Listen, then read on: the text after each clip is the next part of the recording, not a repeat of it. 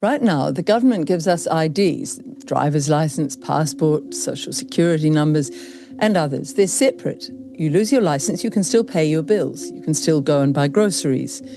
So each card controls one door, not the whole damn house. Now picture one digital ID that holds every single key you have: your bank account, your health records, your travel, your phone, your ability to move and to operate. At first, you'll think, oh, well, this is convenient. One key for everything. No more passwords, no more fraud. But what happens when someday somebody else holds that key? They don't just control one door now, do they? No, they control your entire life. One click, boom, lights out. No money, no travel, no gas, no access. That is not an ID. That is a leash. And you are the dog. Please think on this. The entire future of the human race is depending on you to refuse digital ID. And here's how they're doing it in Italy. Massive protests are shaking Italy as citizens from both left and right unite against the government's mandatory digital ID wallet plan. Millions have refused to pay taxes and have called a general strike until the government abandons the European Union's forced digital ID rollout, which is set to be mandatory by 2026. Mainstream media, silent. But Italy has spoken loud and clear. We will not be controlled. Could this be the spark that spreads across Europe and across the world? There are two very clear choices now. We either rise up together in our millions and say no, or we follow China's example where one by one they have submitted in their millions to full control from the government. Welcome to you all. I think this is really the most important interview I've ever done, because the world is hovering on the brink of one giant boot on our collective necks, trying to silence our collective voices. So we've just come out of that saying the entire future of the human race is depending on you to refuse digital ID. Welcome Catherine Austin-Fitz, Alex Newman and Andrew Bridgen from the UK. Catherine, why is that statement so true, and why is it so important right now that every single person, especially the young parents, look in on this interview and watch the whole discussion today? Why is it so important right now? Digital ID is a fundamental piece of putting into place train tracks that give, on a centralized basis, total financial transaction control. So our transactions stop being something that we can freely do as we choose and are completely under a surveillance and tracking system and can literally control us each individually in very fine-tooth ways. So you can literally say, I don't want you eating real meat, you can only eat lab-grown meat, or I don't want you being able to go to a pub and drink, or the lockdowns are here and I don't want you leaving your house, so your money won't work if you leave your house. So we're talking about complete authoritarian control. We've lived in a world, Liz, where the central bankers control monetary policy, but not fiscal policy. And that's what so Alex and I are in the United States, that's what the Revolutionary War was fought about, taxation with or without representation. And now you're talking about the central bankers literally being able to replace legislative representatives in the executive branch and have complete control of fiscal policy through the money and literally put everybody in a digital concentration camp. So let's just tease that out. Monetary policy is all about the credit that's given to people, and fiscal is about the tax, is it not? Right, so it's running the currency, and you have to understand this is not a change in the currency. Every 80 to 120 years, the central banks put us through a reset of the currency system, and often when that reset happens, you evolve or you move the currency. And we are in a reset, but the thing about digital technology is it allows them to end currency completely and go to a state that Patrick Wood calls technocracy. So complete control by rule systems. You don't need markets, you don't need currency, you don't have any liquidity, you just go to total control. And the reality is that total control is being implemented in a world where, as we see from the pandemic, the leadership believes that they can engineer much longer lives for themselves, and they want a much smaller population, particularly with automation. So we've certainly seen that in the UK with what happened, not just with the shots, but with euthanasia, and what's happened to the elderly. We're seeing it in America too. So unfortunately, we're talking about giving unprecedented powers, the likes of which the world has never seen, to people who really do want to depopulate us. And who really want all of it for themselves. I mean, the head of the Bank of International Settlements looks like Mr. Creosote in Monty Python. If you've ever seen him, he looks bloated, beyond bloated. He looks more like Jabba the Hutt, actually, doesn't he? At least we can still... I have to say something nice about Augustine Carson's, because it was the first time in my life. So we have a great list of short videos. I love 1 minute or less videos to show to policymakers. And we have that great 59-second video of Augustine Carson saying we can make the rules and we can enforce them centrally. And that was the first time that I'd ever seen a central banker tell the truth, in plain language. And I almost fell off my chair, and we clipped it and have sent it everywhere. But he's one of the few guys on the world stage who's telling you he wants complete control. Our analysis on CBDC, in particular for the use of general use, we tend to establish the equivalence with cash. And there is a huge difference there. For example, in cash, we don't know, for example, who's using a $100 bill today. We don't know who is using a 1,000 peso bill today. A key difference with the CBDC is that central bank will have absolute control on the rules and regulations that will determine the use of that expression of central bank liability. And also, we will have the technology to enforce that. Those two issues are extremely important, and that makes a huge difference with respect to what cash is. I very much recommend your short clips on Solari.com, and we'll put the links here. They are worth every parent, everybody who wants a good future for their children to look at. Alex Newman, what's your reaction when you hear what Catherine said there in the opening salvo? Well, I agree, obviously, with everything that Catherine said. They are trying to build a digital prison, a digital gulag, the likes of which the world has never seen. Now, even if these were wonderful, well-intentioned people, that would be a really bad idea, right?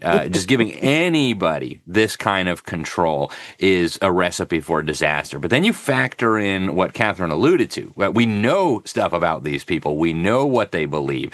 They believe there are too many of us on this planet, as Catherine pointed out. They believe we have too much privacy. They believe we have too much freedom. They believe that we shouldn't be eating meat if we're allowed to eat anything at all. They don't believe we should be able to educate our own children. They believe we should lose freedoms that until recent years we didn't even think of as freedoms that needed to be defended. And I encourage everybody to just remember back a few years ago. You couldn't go to your work if you were non-essential, which was most people. You could not go visit your grandma as she was dying in the hospital. You couldn't go to church, but you could go riot. So these megalomaniacs, the best thing you can say about them is that they're psychopaths. They have some sort of mental problem that makes them a threat, not just to themselves, but to all of us. I would argue that it's even worse than psychopathy.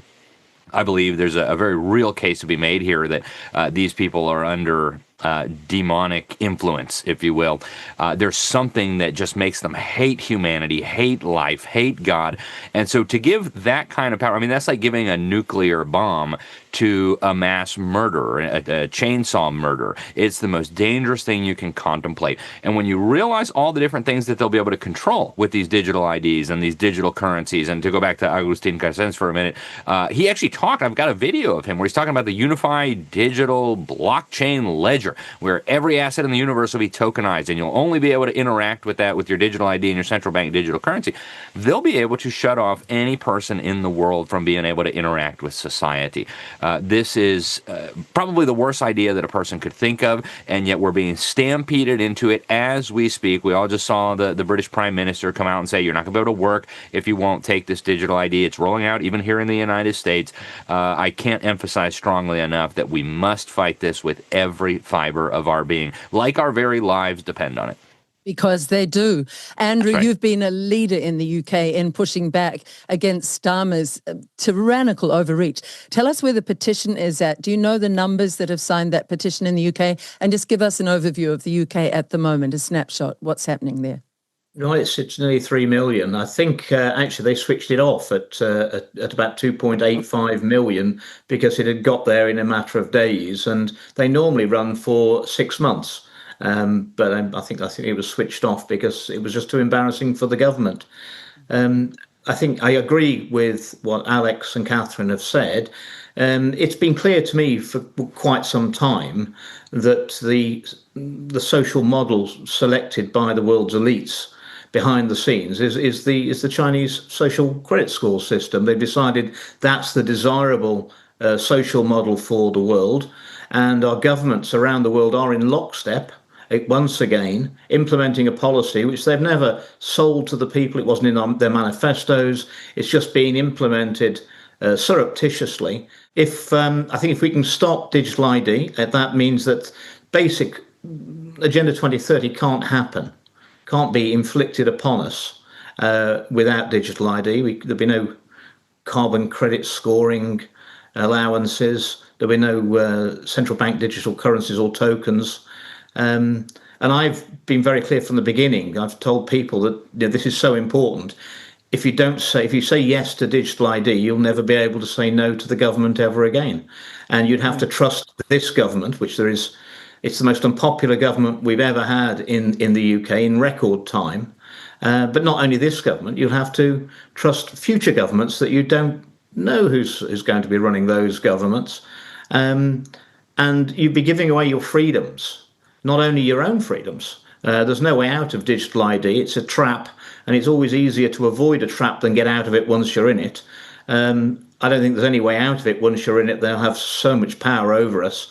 And you'll be condemning not only your children, grandchildren, but future generations of our nations yet unborn to effectively digital slavery. And they'll never know the freedoms that we gave away. And they're not our freedoms to give away for future generations.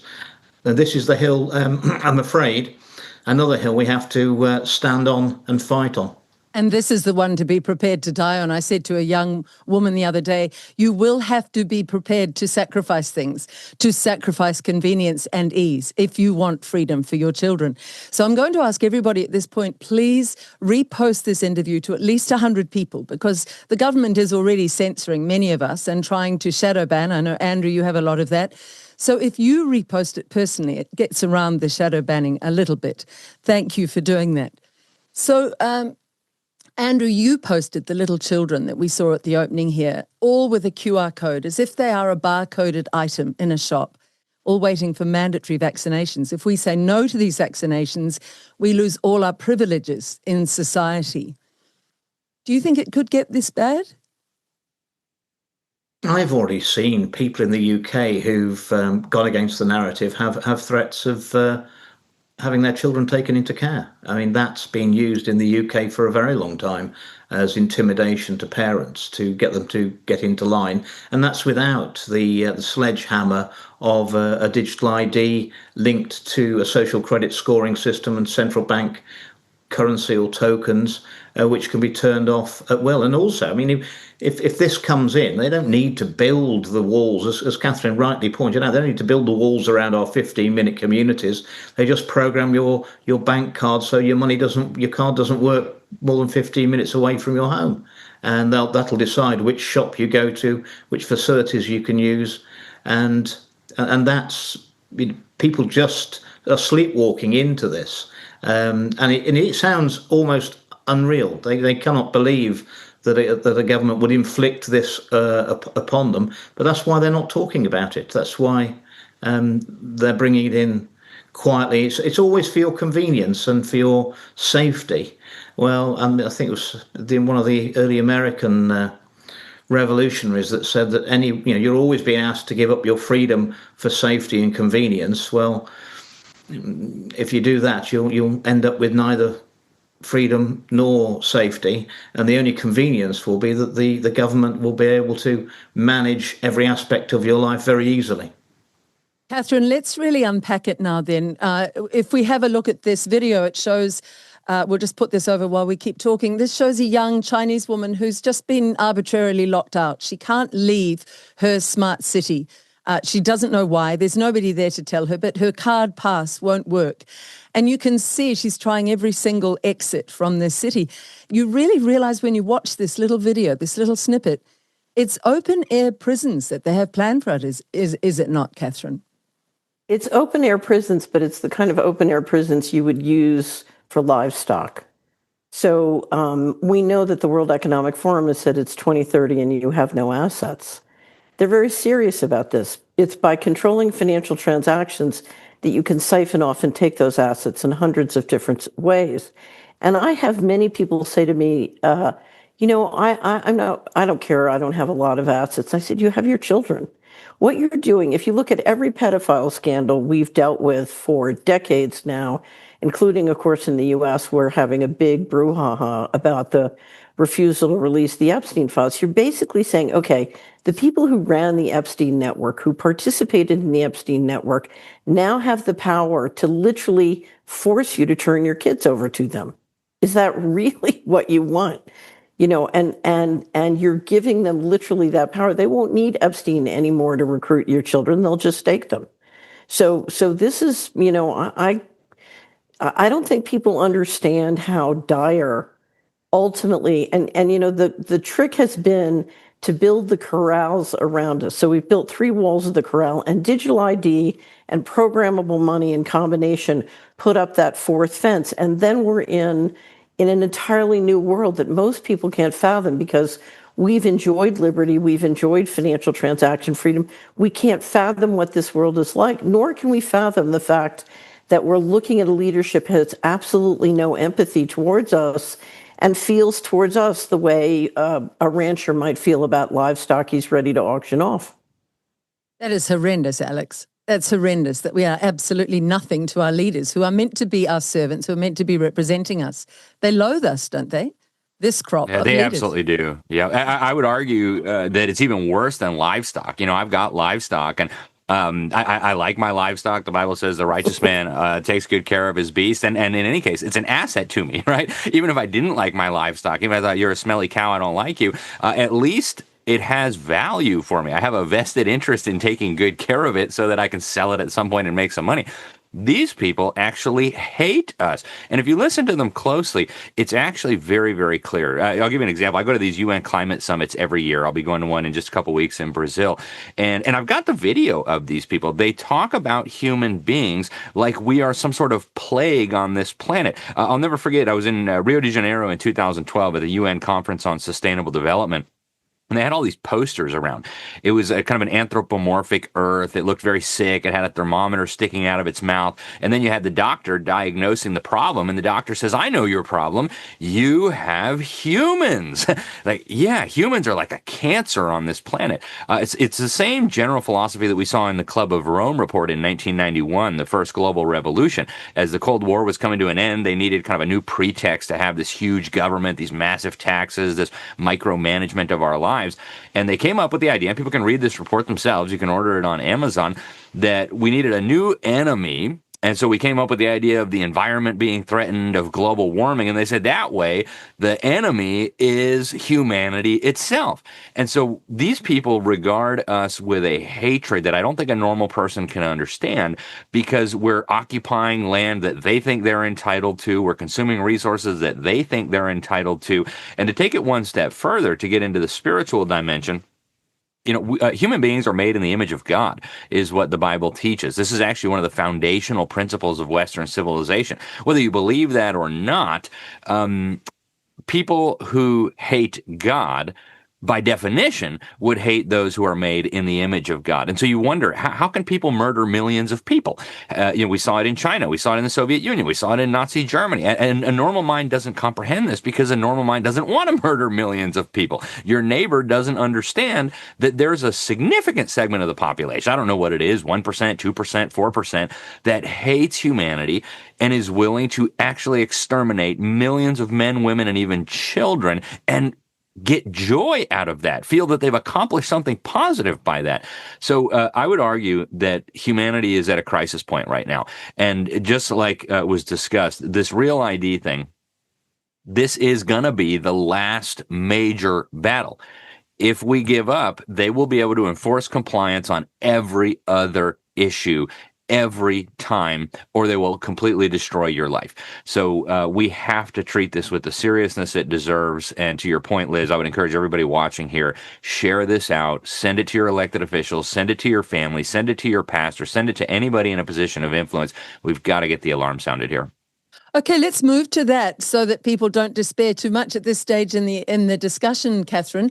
Tell us about Solari.com. What does the name stand for and what you are doing? Because you've just in October, I think the 21st, begun a 60-day challenge to help the people, of whom there are billions of us, against the few, maybe 13 families, that's all, to help us to push back. What is Solari doing? If you could tell us about that. So the great cause for optimism is that many of the implementations to build the control grid are being supported and financed by us. So if you look, for example, at I'll use America. If you look at the average American, they are going to work in building the control grid. They are banking with the banks that are leading the control grid. If you look at their IRA or their brokerage account, they are financing, and they are very excited because they're making lots of money building the control grid. And you know, there's a multiple personality disorder in how the money works. Now, one of the things we know is the digital control grid depends on a 100% digital transaction system, and we have not gotten there yet. A great deal of effort has been made by both the banks and the central banks to get us to 100%, but we're not there. And we believe the way to stop this cold that everybody can do. So I agree with Alex that this is spiritual. Everybody can pray, but everybody can use cash and preserve the analog systems, whether it's checks, money orders. There's a dedicated population in the United States using analog transaction systems and refusing to go all digital. If everybody threw their smartphone in the river or the lake tomorrow or the ocean tomorrow, this could never happen. So the first thing we can do is we can all use cash and refuse to go 100% digital. And one of the beauties of cash is if you look at the mechanisms we use to transact with cash, many of those come with surveillance and entrainment and subliminal programming and mind control. So what you'll find is you'll be much smarter about your money if the people you're transacting with or the mechanisms that you're transacting with aren't also mind controlling you. And cash does not come with entrainment or subliminal programming, at least that I know of. Though, Give an example of that, Catherine, of subliminal mind control that comes with it. Tell people how they may be being manipulated, coerced. Right. So digital electronic systems, whether on your TV or your smartphone or your laptop, can integrate basically mind control technology. So I first found out about this in the 80s. I overheard a conversation by two billionaire types I wasn't supposed to hear. And they were talking about entrainment, subliminal programming, and grossly oversimplified. Entrainment makes you resonate with something you normally wouldn't resonate. And then subliminal programming comes in through the resonation suggesting. And and I first started to write about this at Solari because as an investment advisor, it was being used to market financial fraud. So a lot of times you see people who've lost money on healthcare fraud or financial fraud. Often those are marketed using entrainment technology. Also, people buying things they can't afford, those are marketed with entrainment technology. If you come to Solari, we have put in the words mind control in the search box. You'll pick up our collection, and we have a wealth of information. We just did a great interview called Cognitive Liberty with Josh Steinman on all the different things from mind control to propaganda that are done to basically make people persuadable. Of course, we know the big one being the pandemic, that the shots did a variety of things to people that really hurt cognition and their ability to protect themselves. We are also being poisoned, and that makes it harder to protect ourselves against these things. So to us, a major issue is cognitive liberty, but we know that a lot of the controls come with the digital technology that would also then be used to get 100%. So we're a big believer in cash and in preserving the analog systems. But the other thing is, if you go down your income statement and balance sheet, what you will find if you really dig in is they are few, we are many. We are building and financing and supporting this building of the control grid, and we have the power to stop. I dare say, if everybody in the UK tomorrow said, I'm going to do everything I can to leave the banks who are supporting this. I'm going to do everything I can to stop investing in the companies that are doing this. I'm going to quit working for a company that's building a control grid and, go do something productive with my life. You would have, just as they're engineering a financial coup and a digital coup, you would have a financial rebellion. So part of this is connecting the dots between where our time and money is going and what we're supporting, and saying, no, I don't want to support something that's going to basically make me a slave. Catherine, we'll put the Tucker Carlson interview you did underneath this. It's very, very good. And there's a large part where you discuss the basement dwellers, I'm going to call them. But people, even here in New Zealand, we've had so many of your American billionaires come here, including Peter Thiel. They're all around the South Island, Queenstown area, this little jewel of the Pacific. They've all built bunkers as if they're preparing for the end of time. They're scared. They're scared. Yeah. If you were doing this to people, wouldn't you be scared? I would. Right. I would. And it wouldn't just be of worldly things. It would be of certainly the divine. But can I mention one other thing we can do? Yes. So a lot of this depends on significantly lowering our empathy towards other people. And a great deal is done with divide and conquer to turn us against each other. Yes. And this really is the mega rich versus everyone. And so it's very important not to let your empathy and your concern for other people be turned off, but instead to engage, because many of these solutions come down to, can I build local food systems that are healthy for me? Can I build local health systems that are healthy for me and that I can trust? I'm always telling people the currency of the future is relationships of trust. So get back into building those human networks, particularly around you and locally, that will allow you to pull out of a system which is really poisoning you. But can we go back to what you said to Tucker about the time that you were offered a place in that elite, if you like it, I call them the parasite class, the parasite basement dwelling areas. And you talked about, you felt as if there was a locker down there with your name on it. But that was something made you decline. Something made you decline entry to this very exclusive club. What was that, Catherine? Because that applies to all of those who are helping build this prison. So if you read my online book, what I knew coming out of the Bush administration is we had two choices. We could decentralize economic, political, and power in a way that built new and explosive wealth by using this technology to do that, or we could apply the technology for complete control. And it was clear to me that they kept choosing complete control, and I was convinced it would fail. And so I said, I'm just going to work on the alternative and building something, because when this fails, we need an alternative. We need we need a model based on human liberty and freedom that is also wealth building. And so that's what I want to work on, because I'm convinced that this will fail. My problem with what they're doing, even though eventually it will fail, I don't underestimate their ability to kill and destroy, so much of what we've built in the Western world. They're really out to destroy Western civilization. Why are you convinced it will fail? And then I want to go to you, Andrew. Why are you convinced of that, Catherine? If you study science or spirit or scripture, what you understand is the universe is alive. The universe is intelligent. We share intelligence with the trees, with the animals, with the, and all of creation is basically bursting with divine intelligence. And you can't digitize it. They have plans to digitize the Amazon and plans to digitize the rivers and the space fence to digitize the atmosphere. And it's like you're trying to replace God with something, a control network.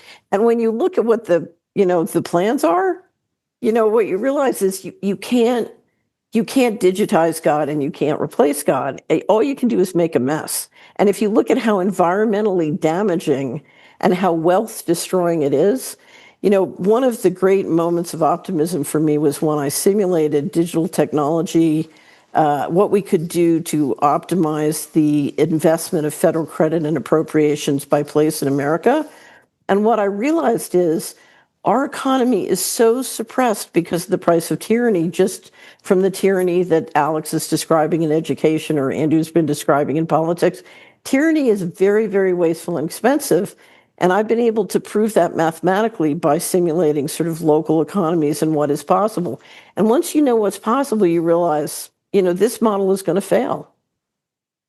It's heartening. Andrew, do you feel the same? And if so, why? Why do you feel it will fail?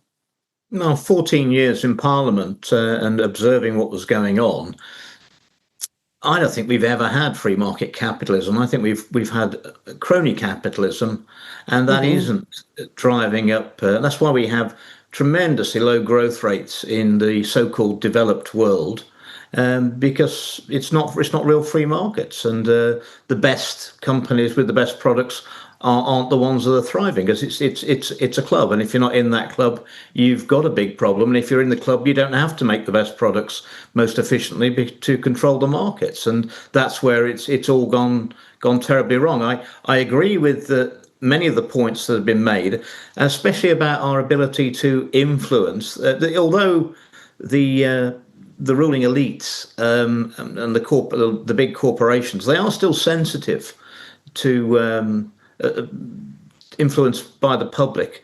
I mean, we've had the introduction of Bovir into dairy products to limit the methane emissions of cattle, of dairy cattle. Ludicrous, untested. The public have very little confidence in that, in their food supply, especially following the pandemic and the vaccine rollout. And a major company over here has had to announce that they're pulling out of it, because obviously they didn't say why they were pulling out of it, but the reason they're pulling out of it is no one's buying their products anymore. And that is the power of the consumer, the public, to influence policy. And they can have promised everybody they're going to keep, pumping Bovir into our food supply, but ultimately they're going to have to stop doing it because people just don't want to buy those products. I think there's two existential threats to us at the moment. Obviously, clearly, digital ID, which we've already touched on about how it's fundamental for the plans of the World Economic Forum, etc., to implement Agenda 2030. But I think the other thing is we've just got to keep ourselves out of a major conflict, which is the other angle or arrow to their bow. Obviously, if they can get us into a big war with Russia or China or both of them, then they can basically inflict martial law on us. And then they've got another excuse to say we've got to have ID cards or digital ID, because we always have ID cards during times of major conflict.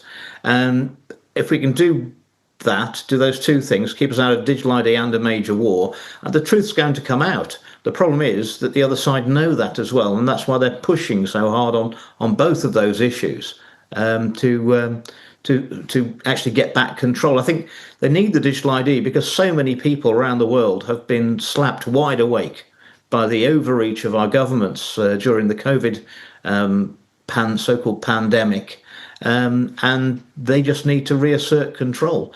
They can't sell it to the people. No one's going to vote for this. Very few people are going to vote for it. So they're bringing it in through the back door. And if we raise enough awareness, I think people are going to. But 66% of Brits now don't want digital ID. Alex, are you with the other two? Do you agree that it will fall over? But what's your time frame, and what do you think are the obstacles? Yeah, right now, I can't say it with confidence where I think we'll be in the next few years. Over the long term, I have 100% confidence. There's not a shred of doubt in my mind that this whole wicked system is going to come down. The people will be exposed, and there will be justice. 100% guaranteed. Not one doubt in my mind. I've read the end of the book. I know where this goes. But in the meantime, I think we're probably in for a very wild ride here in the short term. When the World Economic Forum started using the term polycrisis a few years ago, that was what I had been warning about already for years. And Catherine mentioned Patrick Wood. He had been making similar warnings as well. they're going to be throwing at us, I think, crisis after crisis after crisis that will probably make COVID, in the words of Klaus Schwab, look like a small disturbance compared to the cyber pandemic and the food crisis and the wars and all the rest of it that they're planning on unleashing against us. I do believe they want to bring about a civil war, not just in this country, but probably throughout the Western world. I'm seeing some very troubling things happening in Ireland right now, I think being engineered with tensions being inflamed on both sides. So in the near term, I'm very concerned that we're headed for some very significant turbulence, if we want to put it mildly. But we did see during COVID, I think, some really, really encouraging signs. Yes, it was demoralizing. You know, if you had asked me in 2019, would 65, 70% of Americans go along with this if they said there was some kind of invisible enemy and we all had to give up all of our freedom? I'd say, that's ridiculous. We're America like that. That's not going to happen here. I was very disappointed to see so many of my fellow Americans fall for this because they were in terror from watching too much TV.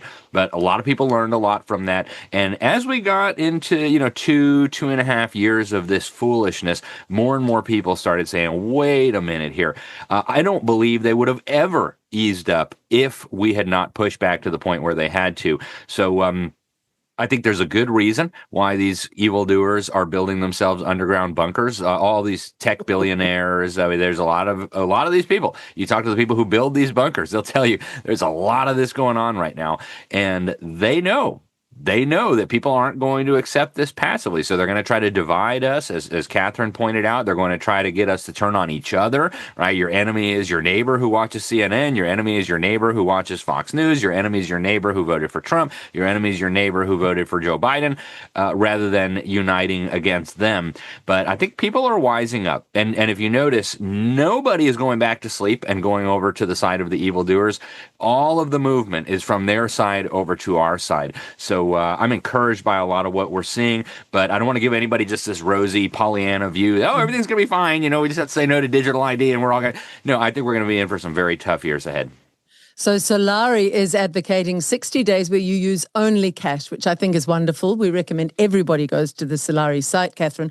But let's get into the minutiae of digital ID. One of the things people say to me often is, yes, but we already have digital ID. It's okay. It's not too bad. Why is the actual government-enforced digital ID so markedly different, and what will it lead to? And I want to just put in here, New Zealand is covertly, very quietly introducing it. You have to really hunt it down, and in it they say, oh, it'll all be fine, and it's for your convenience, for your safety. That sounds very familiar from the pandemic. So, but they're not discussing it anywhere publicly because they want to, I think you put it on Tucker, Catherine, beautifully. You said it's like they're corralling the people of the world and they're putting them into these narrow straits, and then they'll throw the net when they feel they've got us all there.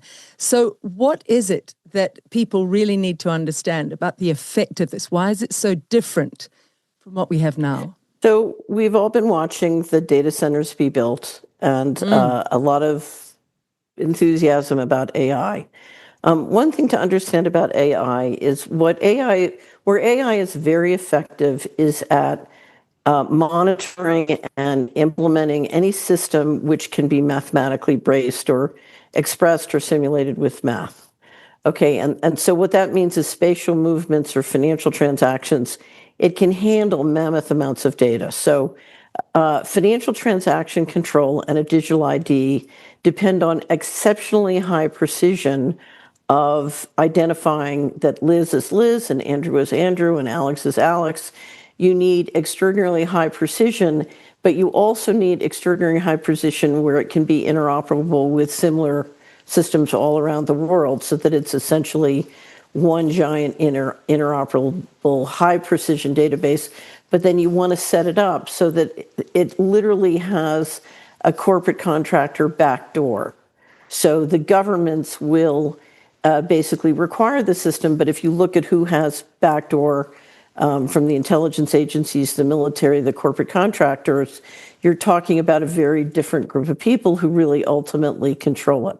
So the digital ID gives you the very high precision identification that you need to then move to the financial transactions and handle this enormous load of data and do it in a way that doesn't require enormous amounts of customer service and tech support because it's way too big and too high moving, so that the precision and quality of the digital ID and its interoperability and then access behind the scenes to the real players pulling the strings it's a combination that is necessary if you're going to put this in place. So never underestimate. It's vastly different from what we have now. It can really dig Yes. down into every single detail of our lives. Every single detail? Yeah. Would that be fair? Well, you're talking, again, back to programmable money. You're talking about creating both with stable coins now, in some places central bank digital currency, in some places stable coins, and then asset tokens, affecting them, basically integrating them as programmable, call it the social credit system, and that is you're basically talking about all the transactions on the planet, but building it on a distributed blockchain. And you don't want to start pouring data into a distributed blockchain ledger unless you've got very high precision data. So what does it mean for me as a mum or a grandmother? Does it mean that if I own a house, for example, let's get down to people's lives, Catherine. If I own a house, and I have a mortgage, would my details with the bank and the mortgage be all online then, because it's part of my digital ID profile, right? In theory, where they're going is that we'll all be online and available in the distributed ledger. So in essence, in one sense, you have no privacy, although I would argue the people who can always access and use that data require a certain amount of capital to do the data analytics. But you're going to have a lot less privacy than you have now. But the other thing is the ability to use that data to extract value from you is extraordinary. So let me give you an example. We create an asset token on your house. I heard one software developer saying, the great thing about tokenizing your real estate is then when you check out at the grocery store, you can pay for your groceries with 0.01% of 1% of your house equity. Well, you can imagine if I can start to extract your equity in those variety of ways, how quickly it will be to be able to siphon off ownership and control of your assets. So, with programmable money, basically the opportunities to take the one I use the most, because people say, again, I have no assets, so I don't care. Imagine getting a call in 2030 that says, you have 3 kids. If you don't transgender them, we're going to turn off your money. And 6, 7 years ago, I would have said, oh, that's nonsense, just like Alex said earlier. Now, after the pandemic, I absolutely can see that as a possibility. Catherine, I brought up the house because somebody said to me, if, for example, a hacker got in, and let's face it, with AI, with robots, hacking is going to be so easy, which is why I think Bitcoin is not even safe now, because they're going to be able to hack so effectively. But say somebody got in and was able to hack my house ownership and take over the title. To whom do I have redress? And this person said to me, there is no one, Liz. The government won't. There's no one. The government There's won't no cover one. that. There's literally no equivalent of customer service, tech support, or, in theory, someone could say the courts might be a place to go, but I think trying to get any fixes is going to be extremely difficult. And I see Andrew smiling, as I have. He's been through horrific lawfare, and it costs a huge amount, and there are very questionable judges. So I want from Andrew and Alex your questions, your reservations about digital ID to Catherine. What are yours, Andrew? Well, I gave a speech on Saturday at a rally in Cardiff, the capital of Wales. And that's apparently the city that had the first facial recognition cameras installed, and there were 4 of them just across from where I was speaking. I'm aware that a company called Fujitsu are involved in the UK in the development of the software for facial recognition cameras. And for those who aren't worried about the freedoms as they should be, the efficacy of the technology. Fujitsu were the company that brought in the Horizon software for the post office, which was covered up for 20 years, that put thousands of people, criminalised them wrongly for a dodgy computer system. And what the shocking thing is that despite the Fujitsu Horizon post office scandal, they've been giving that company's been given 150 contracts with the UK government since, and is intrinsic in the facial recognition software. So there will be mistakes will be made, and we're going to get to a system where computer says no. That's and there's nothing we can do about it. And I really don't trust the big tech companies. They've covered up too many mistakes in the past. And as to the integrity of the data and hacking, yes, of course, it's going to be a target for hackers. And governments have got a lamentable record of allowing data breaches. But I mean, I think the government's going to sell our data to whoever's got the money to buy it. And if anybody thinks that's going to be irresistible to the, I'm afraid, corrupt politicians that we have in office around the world, of course they're going to sell our data. Catherine, your reply to that, I see you nodding. So I was a government regulator and dealt with what we would call leakage. So I know a lot about politicians selling data, but I think it's worse than just selling it, because they're going to set up arrangements for corporate contractors and cloud services where, the system is designed upfront to share, in a very large and systemic and permanent way. So it's going to be much worse than just collecting and selling. It's going to be, it's not, the government will not be in control on day one. Alex, it's horrifying. I mean, it's horrifying to think if I was a very expert hacker and you had a lot of money in your account, I could go in there, take it. You have no one to whom you can turn. You have no redress for that. That's the vulnerability we're talking about for every human if digital ID is brought in, is it not? Oh, there's no question about it. In fact, exactly 1 week ago today, my Facebook was hacked, and I've been trying for a week now to get in touch with somebody there. Nothing, absolutely nothing. So, hacking, I think, is a major concern. And in fact, I think it'll be used as a pretext to move us one step further down this road to digital tyranny. But I think what people need to understand, really, at the end of the day, about a digital ID is the digital ID itself is not the problem. It is the vehicle that will make all of the other stuff not just possible, but almost inevitable. Think of it like an on-ramp to a superhighway that has no exits. Once you get on that on-ramp, you can't turn around. There's nowhere to get off. And you don't have to speculate about what they want to do because they've already told you. Just listen to some of the sessions as a World Economic Forum. Listen to Yuval Noah Harari with his nonsense about Homo Deus and surveillance under the skin. Pick up a copy of Klaus Schwab's book on the Fourth Industrial Revolution. He summarizes this in one sentence. He says it's a fusion of all digital, physical, biological identities. And then he breaks that down in the book.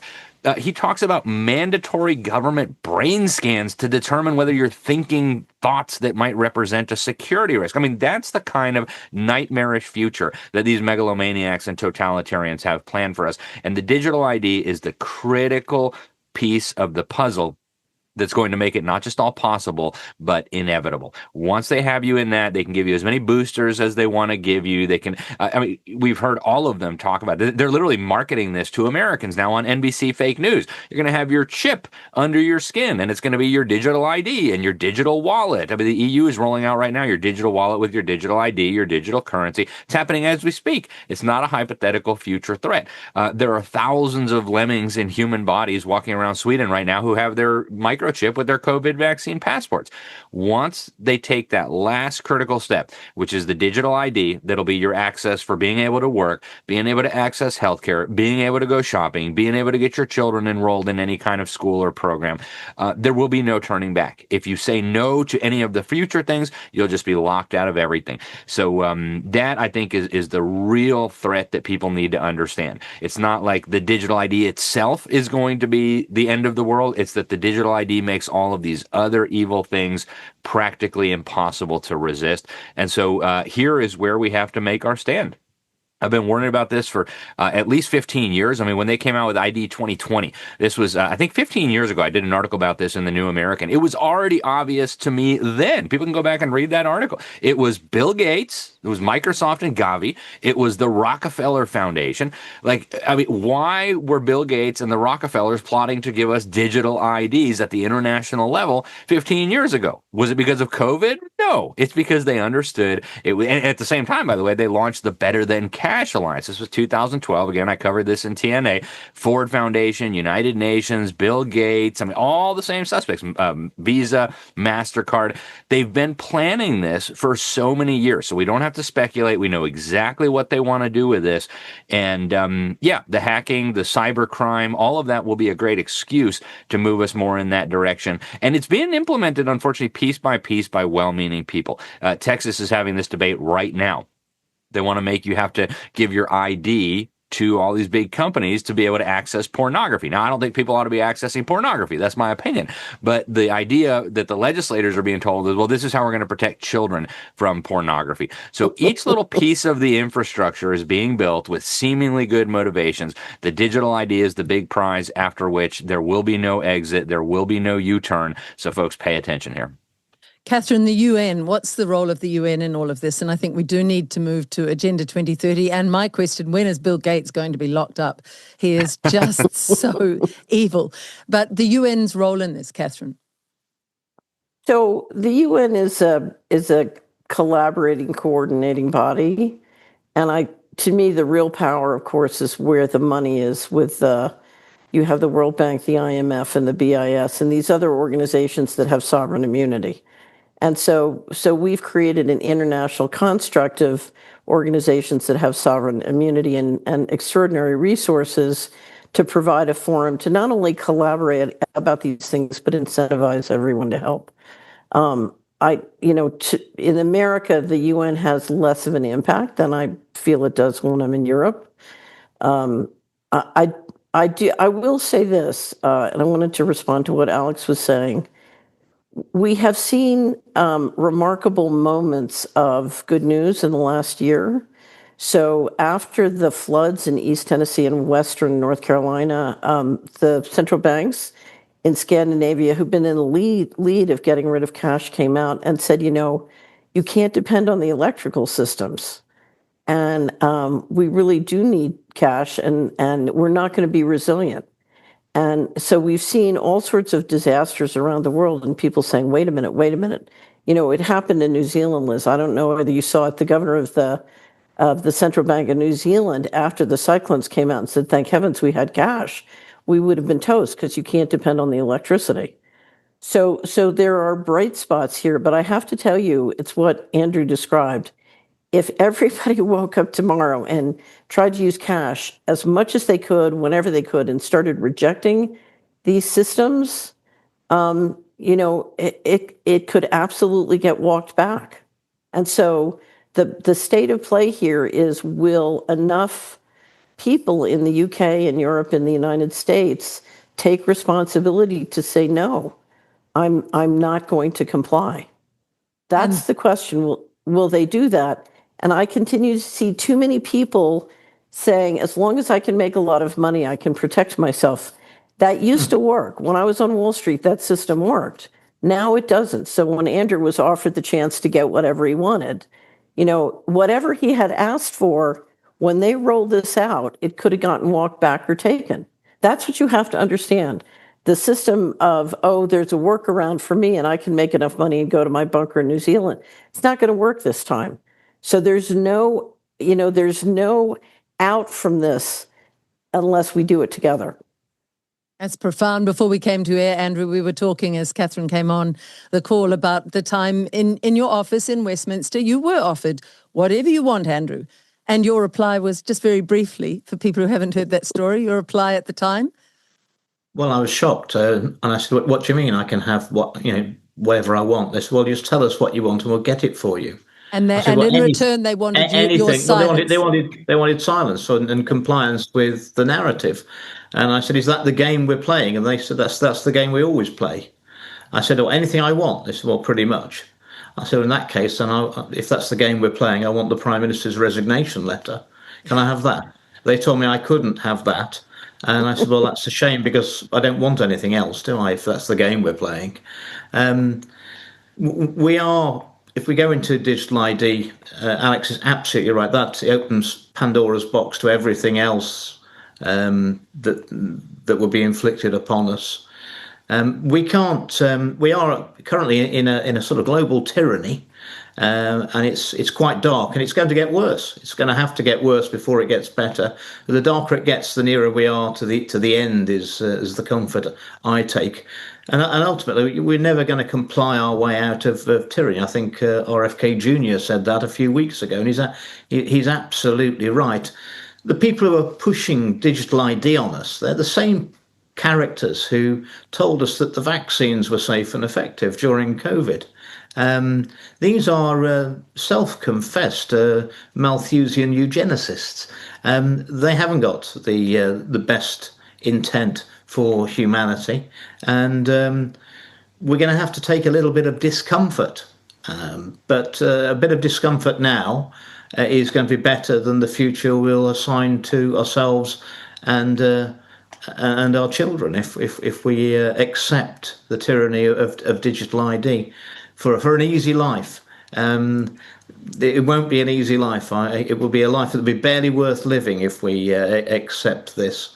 And I come back to what I said at the beginning, that if we say yes to digital ID, we'll be in a situation where we'll never be able to say no to our governments ever again. And we're heading very fast to the Chinese social credit scoring system, which will be inflicted upon us with all the control mechanisms that comes with it.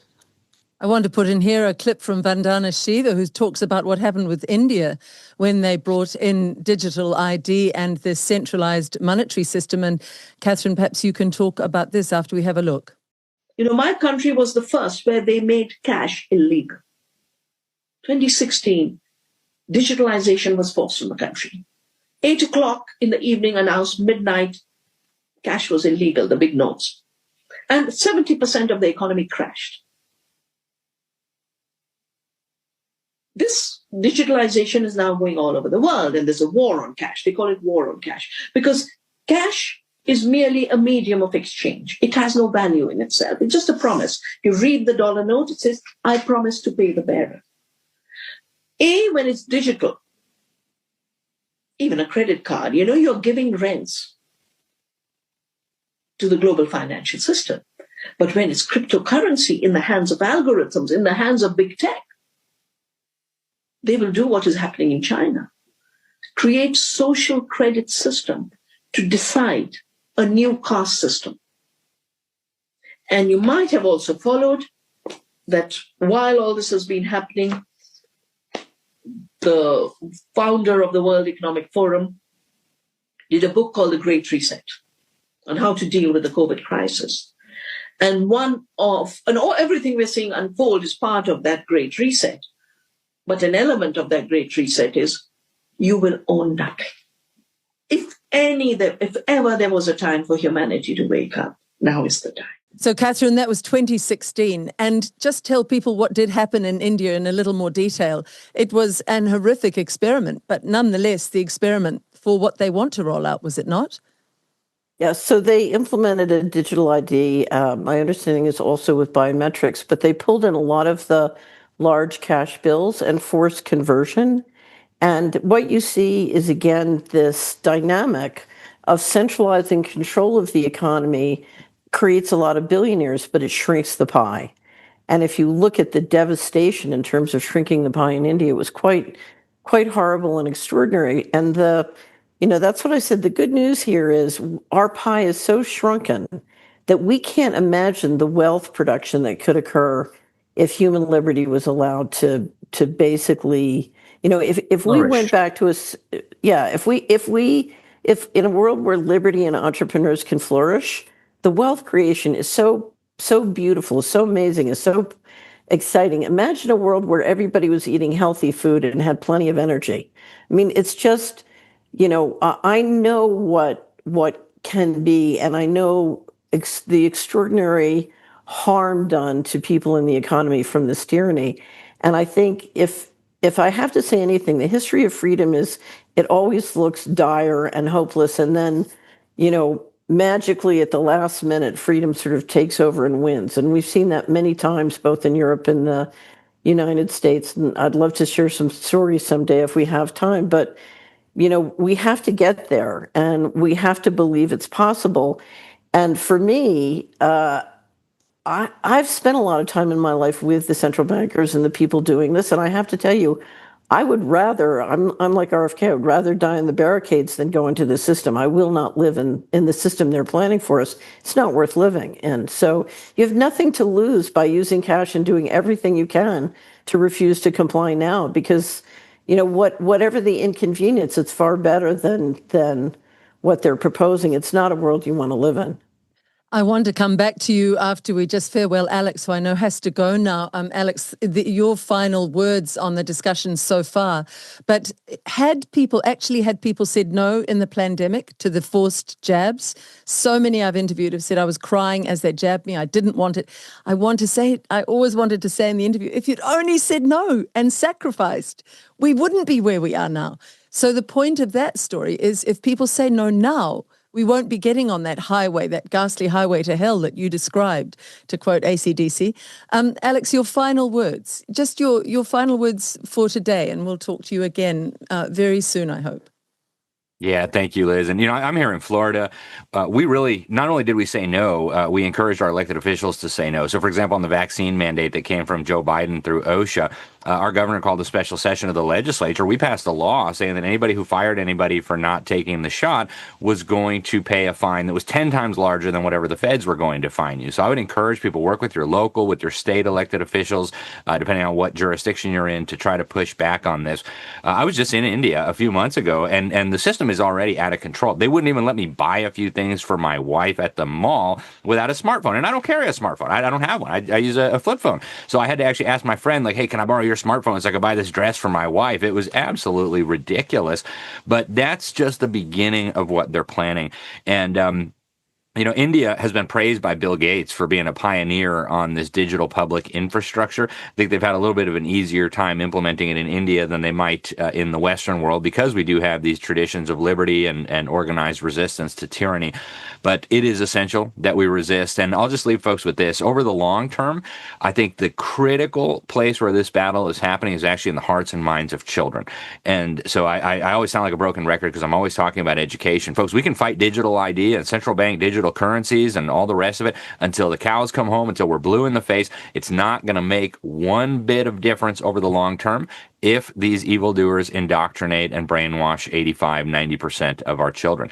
They will win. The totalitarians will win over the long term. Every time it's just a waiting game for them. So I would encourage people, take immediate steps. You don't need to wait for a law to pass or an election or anything like that. You don't need permission. Take immediate steps to protect your children from this brainwashing so that they don't end up not just submitting to this evil 5, 10, 20 years down the road, but even begging for it. You asked about the UN. The UN is, I believe, a critical mechanism for this. They use the three-legged stool approach, where one leg is governments. That's where the UN comes in, all the national governments of the world. The other two legs, business, private sector, that's the World Economic Forum, and then religion, which we'll save for another day. But they're working to bring all the churches, imams, rabbis, everybody together on this. So, folks, it's a multi-pronged assault.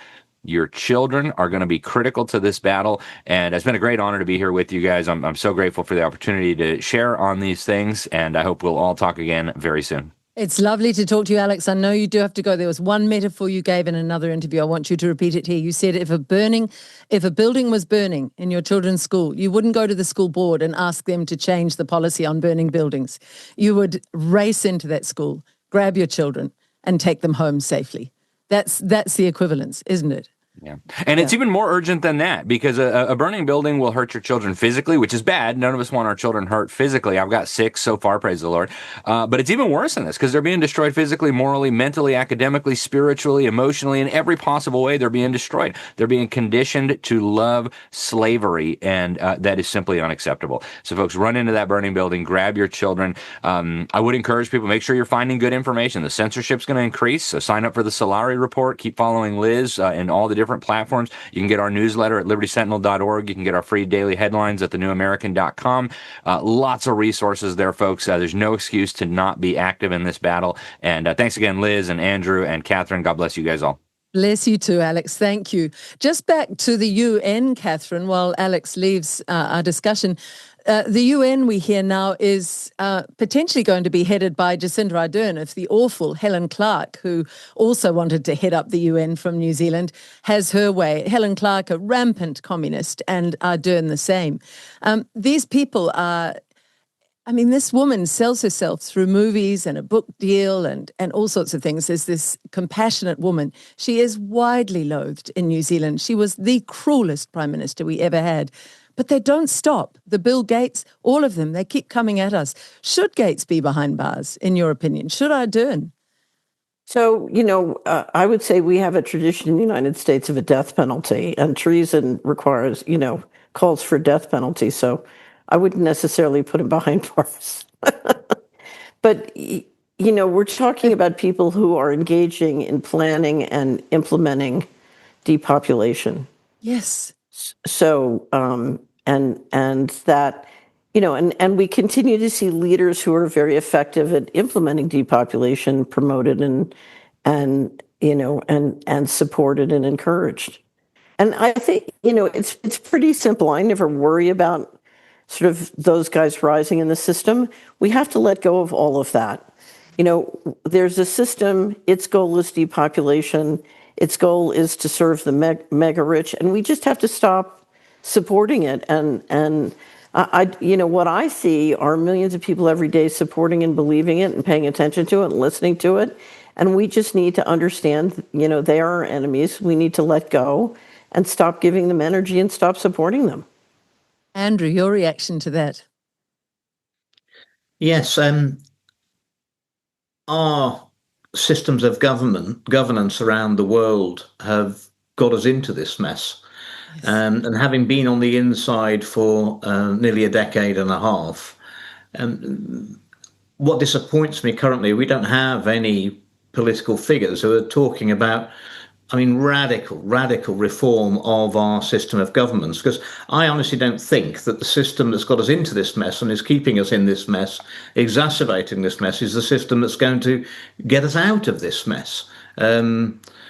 I agree with Catherine about the ultimate sanction for those who've committed crimes against humanity, and that's what I think's being committed and has been committed by those in positions of power and responsibility around the world.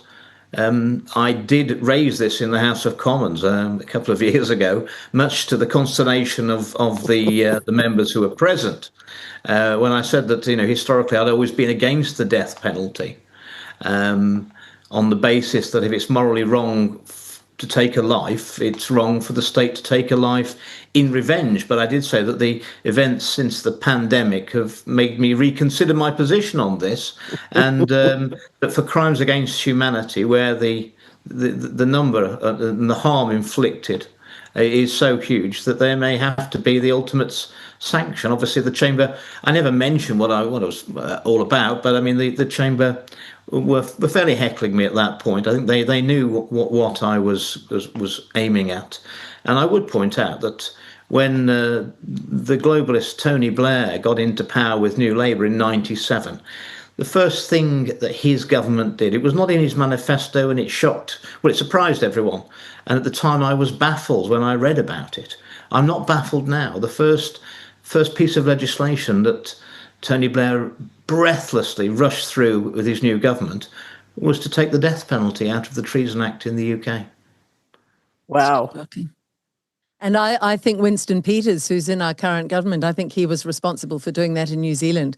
And that's interesting because he's an enigma, a little bit like Trump, Catherine. Well, what is treason? Treason is conspiring with forces against the people. And that's what's been conducted in all of our countries around the world.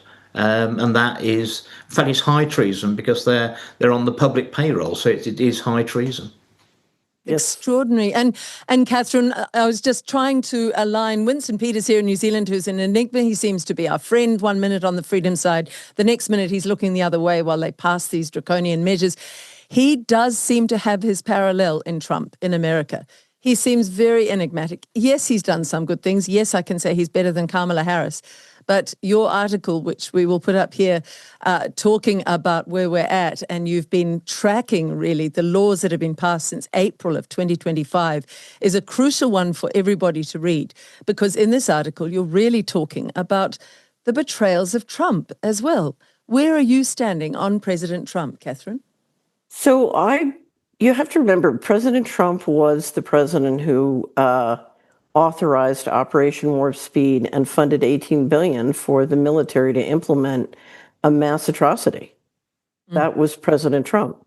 So in about 6 weeks, it was early summer, I said on the Solari report, I believe that the bankers have chosen Trump because he's the man who can get conservatives to go along with the control grid. Using immigration election fraud, he will be able to sell the digital ID and the big tech solutions. And that's exactly what's happened. Although the reason we started to keep a collection at Solari, and everybody can read it by going to Solari and looking up just put control grid in the search box or go to latest and you'll find it because we update it every week. They move so quickly. Even I was surprised at how quickly they were moving to implement the different pieces of both programmable money and digital ID and other aspects of the system, including the data centers and the AI implementation.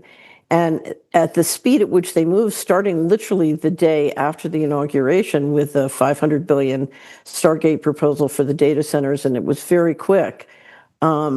It was clear to me that someone had been working for a very long time on preparing everything and being ready to go.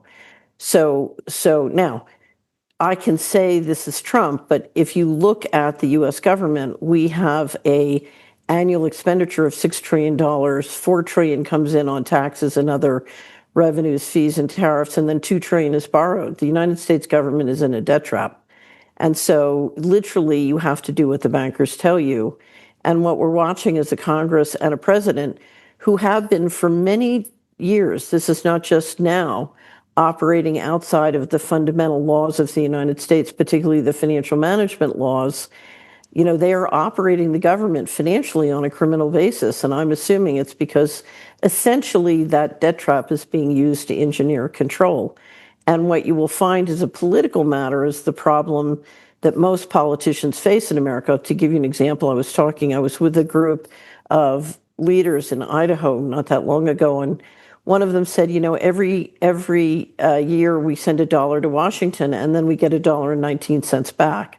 And every time I try to enforce the Constitution, my constituents say I want the 19 cents.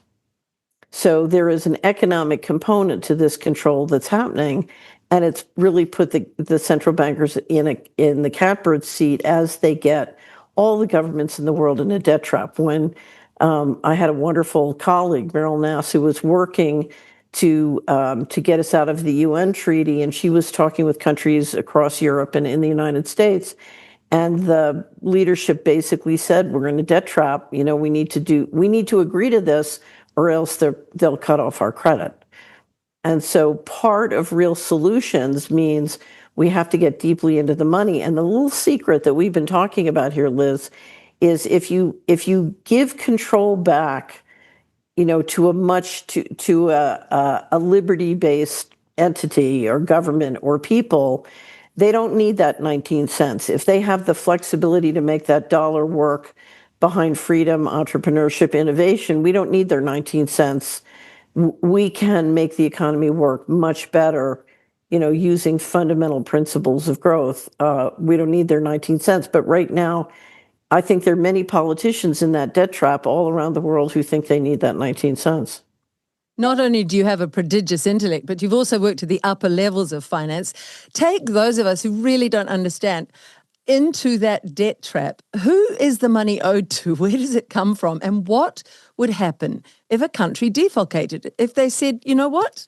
We're done. We're done with your loans. I mean, I know that the IMF, the International Monetary Fund, people came to New Zealand in the early 60s to a prime minister called Keith Holyoake, opened up their bags and said, we've got all this money. And he took it. like a fool when we were a great little independent country. And from there on, it's been a sort of domino effect of control from overseas. But just what would happen if somebody said no? If Andrew got into as Prime Minister in the UK, which millions in the UK would love, and he said to all of them, no, we're not paying your exorbitant usury rates. No. Okay, so part of the challenge is, so in America, we have a debt-based currency. And in fact, we don't need a debt-based currency. So the $38 trillion of debt we have was essentially created issuing that currency, and we could have done it without the debt. So to a certain extent, it's sort of a fundamental major fraud. But there's another part to this story, and this is the barrier we have to break through. And this is what Andrew would have to do when he becomes prime minister. So I'll use the U.S. story. I was giving a speech many years ago, and I've been asked to talk about how the money works on organized crime. And it was meant to be a very light, funny description of Wall Street and Washington's dependency on all sorts of money laundering, including narcotics trafficking, all the different ones. We had just had testimony in Congress in 1998 about the Dark Alliance allegations, where the U.S. military and intelligence was bringing narcotics into Mena, Arkansas, and it was around the crack cocaine explosion. Anyway, during that testimony, a reporter I was working with was told by the Department of Justice spokesperson that the U.S. economy is the global leader in money laundering and launders at that time $500 billion to $1 trillion a year of all dirty money, which is now with financial fraud, it's a much bigger number now. But so I was talking to the audience and I said, what would happen if we stopped being the global leader in money laundering? And we had a little conversation. The goal of the conference was to help our society evolve spiritually. So it was a very spiritually interested and aware, well-educated audience. And they said, well, if we stop being the global leader, that money would go to Hong Kong or Singapore, and we'd have trouble financing the government deficit. So our taxes might go up and our government checks might stop. And that money would go to Singapore or London Stock Exchange. And so our IRAs and 401ks would go down in value. And I said, okay, let's pretend there's a big red button up here on the lectern. And if you push that button, you can stop all hard narcotics trafficking in your neighborhood, your town, your state tomorrow. Who here will push the button? Out of 100 people dedicated to evolving our society spiritually, only one would push the button. So I said to the other 99, why would you not push the button? And they said, we don't want our IRAs to go down in value. We don't want our taxes to go up, and we don't want our government checks to stop. So, which is to say, if you became the president tomorrow, your political guy would come in and say, the American people just spent billions of dollars to get you elected, and now they all want their government grant, or they want a contract, or they want their COLA. And you turn to your Secretary of Treasury and say, well, you got to be nice to the people who control $500 billion to $1 trillion a year of money laundering, the accumulated capital thereon. So you're a prisoner of the model. And why I keep going back to the wealth creation that is possible with freedom. The only way to get out of the model is to radically re-engineer in a way where we stop poisoning our people, we stop euthanizing, and we let them really rock and roll as entrepreneurs and grow businesses. What you're going to do what you're going to do in Wales is totally different than what you're going to do in Tulsa. It's totally different than what you're going to do in Brooklyn. It's totally different than what you're going to do in the area you were elected from, Andrew. I was hearing about his local economy Northwest when I last Leicestershire. saw him. Right, Northwest. And so you've got to decentralize. And of course, if you look at the people that we're watching, they use technology to centralize control. They don't want to decentralize. And so that's the tension here. And what Alex said about just going to the burning building and take your kids, we have to decentralize, but we have to do as much of it as possible by the just do it method, because the little secret sauce there is we can create wealth. They can centralize control in a way that shrinks wealth, but they can't create it. We can create it, and that's what we need to do. That is beautiful, Andrew. We can decentralize by going to farmers markets and making connections with local farmers and buying directly and not going to the stores and not using the digitized money or any of the digital needs for control or facial recognition. We can just directly to our markets. We can grow our food. We can start to barter much more. Have these ideas been central to you, Andrew, when you've thought, how would I change England? How will I change England when I get back Absolutely, in? but I mean, in my 14 and a bit years representing Northwest Leicestershire and taking control of the local council with my councillors in 3 years before that, in 2007, I mean, it's not an accident that with the right mindset, we took the poorest constituency in Leicestershire to the richest in 12 years. Delivered the highest economic growth out of 650 constituencies. Northwest Leicestershire consistently, once we got going, was delivering the highest economic growth in the country, and we built enough houses to keep the housing prices 30% below UK average, so above UK average household incomes, below UK average housing costs, equals happiness. It's not rocket science. I'm not surprised that the powers that be wanted to get me out of Parliament. The way that my constituency was thriving was embarrassing to them, and it wasn't even a full-time job. It was a part-time job. And it just showed the other MPs up. And they what were can't the stand elements it. of that, Andrew? What did you do? You Well, looked over. we've had a very repressive socialist local council and the planning department. I actually built made a 10 million pound investment in my constituency before I was elected. Built a factory, created 300 jobs on a 14-acre site on an industrial estate at Measham, and the planning department locally, they were so hostile. They'd have thought, sort of bringing in prosperity and investment and jobs, you'd have thought I was bringing in bubonic plague. I didn't forget that when we got into office. We just gutted the planning department and said, Yes. we're going to have a whole new ethos where we treat the public as the customer, and we're going to be business friendly. And some of the councillors, some of the planning officers actually stood up, and we gave them all the presentations. And they said, why do we have to treat the public like customers? They can't go anywhere else. So they all just had to go. And the sad thing is that although they got kicked out of Northwest Leicestershire, they undoubtedly will still be in the planning system, working somewhere else, and having an equally corrosive effect on the economy wherever they are. And we need a fundamental change to the civil service. I mean, that's an oxymoron now, the civil service, using that name. We need to get rid of the corruption. I mean, I think we've got the most corrupt country in the world in the UK. I think we are the head of the globalist snake. And I would actually disagree with Catherine on one issue. I think the City of London and our UK overseas territories and the banking system we've got, I think we could give America a damn good run for their money on being the centre of money laundering. And I think we do need a radical overhaul.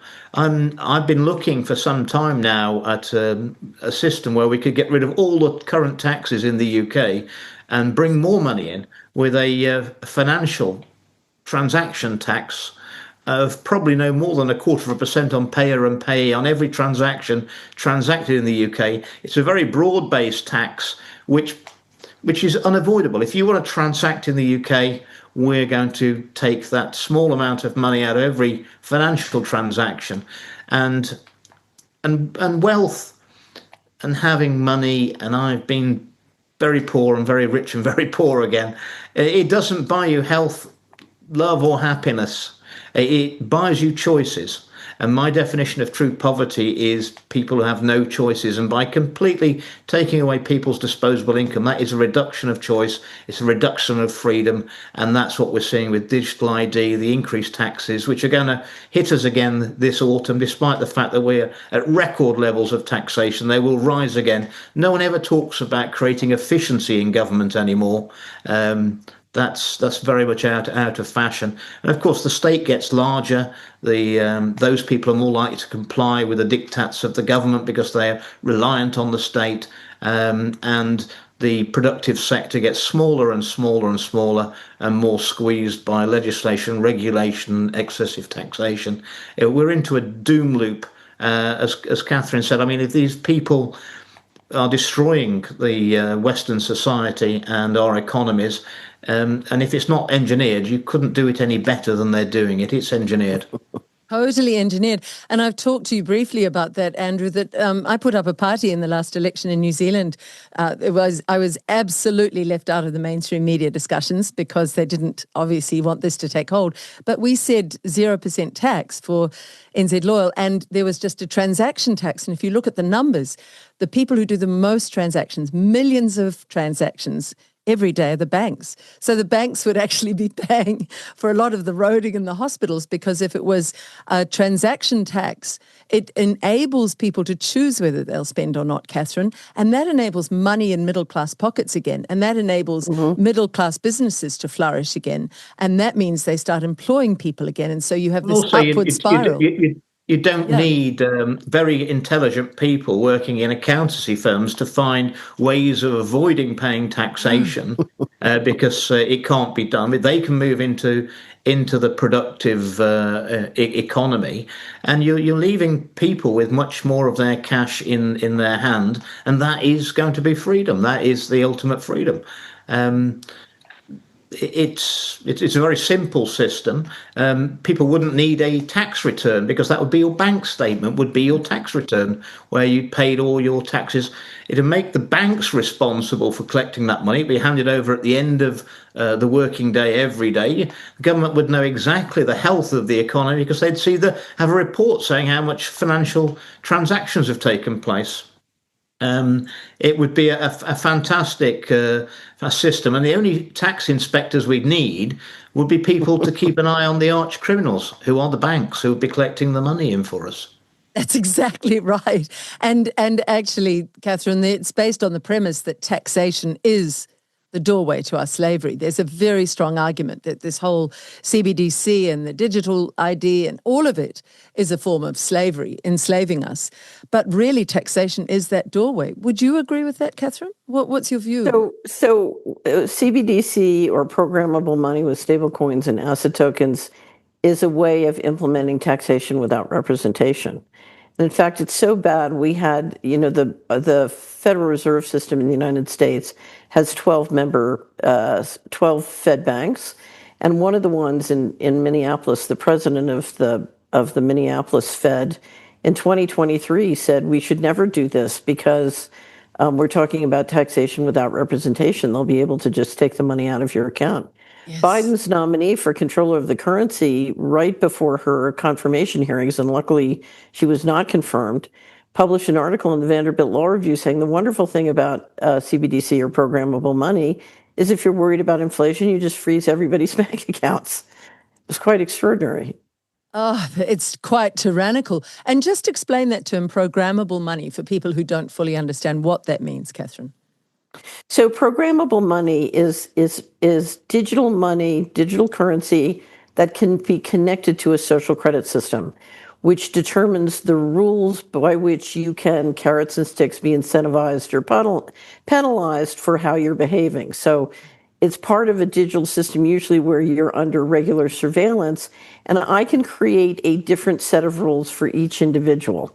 So, for example, let's say that I think Andrew ultimately can't serve the system well, so I can set him up to live a very lean life and hopefully be euthanized as soon as possible. Whereas if I think you can be very helpful, you're a talent, I want to run one of my companies, you're going to be allowed to have far more advantages. You'll be able to travel further.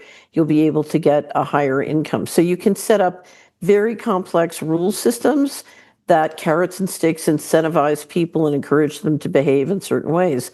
And it's a way of hurting them and incentivizing them and controlling them. And it's quite, when you understand that each person can have a set of rule systems and be tracked. There's a wonderful movie called The Lives of Others about Stasi surveillance in East Germany before the wall came down. And you see what it's like to live in a system where it's a group of artists who are under 24/7 surveillance by human surveillance teams.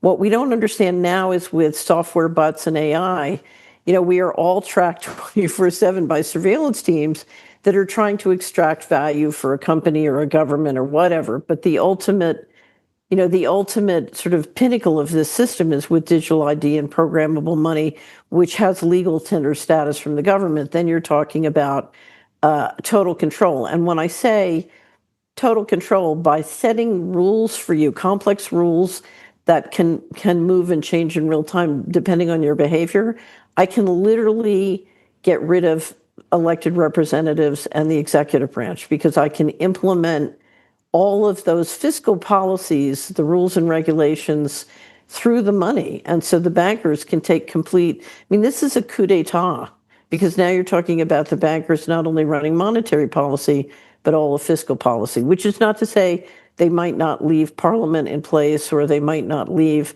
the Prime Minister in place. But at that point, they're theater, they're not real in terms of any power or authority. Programmable money also allows the bankers to manipulate the economy. As Catherine said, they could have sections of the economy who inflation's too high, so you just can't spend any money until we release the controls. But also, if they wanted to stimulate the economy, they could set your money that they could say, well, if you haven't spent this money by tomorrow, it disappears. And they would keep changing the rules because it destabilizes people and confuses them. And that's exactly what happened about the constant changing of the rules and regulations regarding the restrictions during the pandemic. And that destabilized populations and created the compliance. So no one really knew what the rules were and created confusion. They'll have that over us 24/7 with the digital currency. Could you see? I would say that all this talk though and fighting back, I think one of the most popular, I'll predict one of the most popular Christmas presents that people will want this Christmas in the UK will be an analog Nokia phone. I don't think the government have passed any legislation that says that you have to carry a smartphone with you. And what we're seeing is record sales in the UK of analog phones. And anything smart is S for surveillance, M for monitoring. It is trouble. A smart fridge, a smartphone, a smart city. They're not where we want to be, are they, Andrew? Well, we're being sold the Brit card. It was the Brit card. And most people in my country would think that stands for the British card. It's very patriotic, but it's not. It's biometric registration, identification, and tracking. That's what it is. And they love telling us without telling us. But that's what it is. Where did you stand on Andrew's idea, Catherine? For eliminating tax, because that's a major control of human beings gone. And I agree. Wow. So so a financial transaction tax would work. One of the reasons it could work very well is the banking policies have encouraged an enormous amount of asset speculation. And even though it's a tiny tax, it would be enough to put a damper on that kind of speculation. So I do think I think the more you can simplify a tax and the more you can let a tax be universal and fair, which I think the financial transaction tax would be, I think it's a very good idea. You just have to make sure. It can be modified so that, obviously, where there was a transaction abroad, you wouldn't have the receiving or sending back. You wouldn't have the receiving bank is not in our system because we can't do that to foreign banks. But you'd have to pay 0.5% if you were transacting out of the country. No charge to bring money into the country. My only concern about moving over and getting rid of every tax is the excise duties on tobacco and alcohol. I think probably, dropping cigarettes from £15 a packet to £4 overnight might not be the best thing. And dropping whiskey from 20 odd pounds a bottle to a £5 again might not be the most socially responsible thing. So I'd probably propose that we drop all of those by 20% a year for 5 years and have a monitoring system that was monitoring how social trends changed as a result of our actions. But as far as beer and wine, I'd just get rid of those straight away. They'd be much cheaper. And we get the pubs going again and get people actually interacting with each other and having a bit more of a community and a society again. And that's a great way to get people talking offline. Catherine. So one of my favorite documentaries, Andrew brought up the offshore havens, One of my favorite documentaries is John Christensen, and another great reporter made one called The Spider's Web, which I recommend. And it's on the offshore havens. And part of the challenge we've had, both in the UK and the US, is since 1998, the US has moved to massive violations of the financial management laws, and trillions of dollars have been moved out. And that trillions of dollars have been moved out on an illegal basis from government accounts. At the same time, the offshore havens, including the British offshore havens, exploded in assets. And what we're seeing is a dual system where insiders can engage in many behaviors, including avoiding taxes or not having transparency in offshore havens, and everybody onshore. It's a two-tiered system. And ultimately, if we're going to have a prosperous world, one of the things you see over long periods of time is that privilege is very destructive to economies. And because what happens is you get leadership that's good at engineering privilege, but they're not great at building wealth. So we have a terrible system of privilege of insiders, and the offshore havens have encouraged and facilitated a lot of that. And that has to be dealt with if we're going to get to real solutions too. I remember my father at a school. I'll just quickly say this, Andrew. My father at a school had a headmaster who said, "Privilege breeds responsibility," and that was the fundamental tenet of his life. That if you have the privilege, you have a responsibility to your society to act decently, and that's what's gone out the window. Andrew, what were you going to say? Well, that reminds me of, I think Colonel Smith in the Royal Marine Commandos said to me, "Mr. Bridgen, you're not better than anybody, than any of the men. You just have a more responsible job to do." You have to remember that. That was good advice. Well, yeah, I think that's what I like about the financial transaction tax. All these people who've taken these very, very expensive ways of avoiding paying their taxes, it just neutralises those straight away. If you want to transact in the UK, you've got to pay the transaction charges, and it'd be down to the banks to do that. The only exceptions would be if you had people who've got joint accounts, a number of accounts in the same names, in which case there'd be no charge for moving money between your own accounts, obviously. And we'd encourage cash, because the cash will be treated exactly the same as a transaction. So you withdraw cash from the bank, you pay 0.25%. You pay cash into the bank, you pay 0.25%. The only way of avoiding it was to deal totally in cash without going back through the banks. But I mean, for 0.25%, who wants to keep tens of thousands of pounds of cash in their house with all the inherent risk of that? What was extraordinary, Catherine, about putting this forward in a little country of 5 million like New Zealand, I met people who almost said, govern me harder, don't take the manacles off, keep them on my wrists. They were going, couldn't you make it 10% tax? It was extraordinary, because it reminded me of stories I've read of the slaves in the plantations in America, who, when they were finally freed, many stayed on the plantations because they couldn't imagine that much freedom.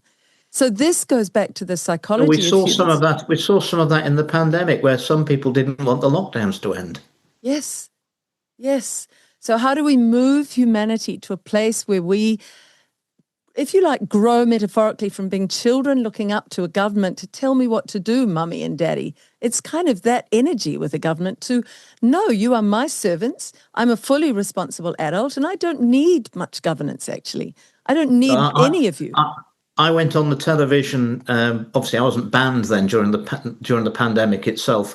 And 2 points I said was that I felt that these government measures, I was shocked that the British people were giving up freedoms so easily, freedoms that took hundreds of years to develop, but they were giving them up on the stroke of a pen. And that I accused the government of infantilizing the public. They're treating them like children. And that's what they want. That's what they want. They want loyal slaves.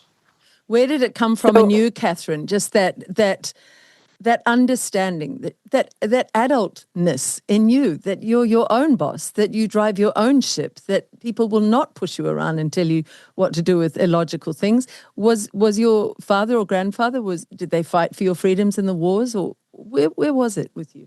So, I have to tell you, because I think achieving what we're talking about requires turning off the neurowarfare. I think people are ingesting massive amounts of electronic technology that influences what they think, what they feel, Yes. what they believe, and they're being electronically manipulated at a subconscious level. So I'll tell you a story. I told you, I overheard these two billionaires talking about entrainment technology and it scared me to death, because if you don't have your mind, if you don't have cognitive liberty, you have nothing. So that I came home and that was it for me in TVs. That was 1984. I gave away my TV. I wouldn't watch a TV. And then, I just started to read, and I lived without a TV, lived without a TV. In 2000, I did a speaking tour where I spoke in essentially every state in the United States, and then it was New Zealand, Sweden, England, countries around the world. And I would ask the audience, how many people here watch TV? And it was less than 10% in every state and every country. And I said, oh, that's my audience, people who don't watch TV. So, there's a big joke during COVID. Why did the Amish not get COVID? Because they don't have TVs.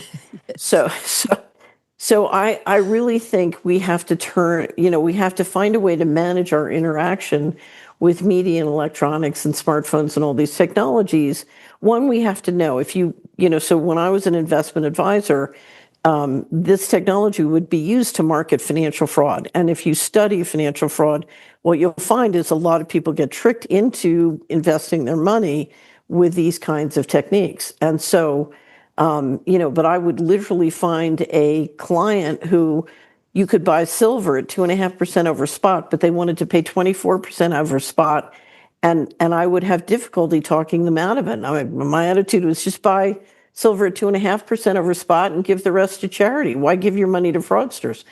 So I think we need to know this technology exists, and we need to start to manage our interaction with it in a way where we're confident, that we